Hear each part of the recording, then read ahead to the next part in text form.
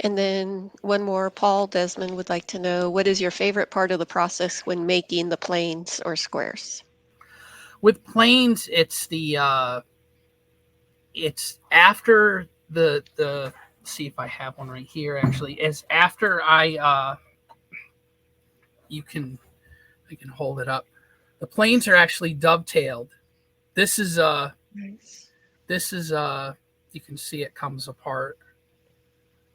So what I'll do is this everything's fit together. The and then what I'll do is I'll take a hammer and I'll carefully just mushroom these ever so slightly, just enough to lock them into place. It's after that they get machined flush, and it's when everything is ground smooth. That's when I really that's when Mhm. it starts to turn into a plane. It's all these components go together, and it becomes theoretically a functioning plane.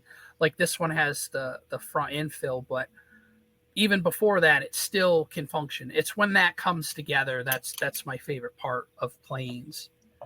Mm. And Beautiful.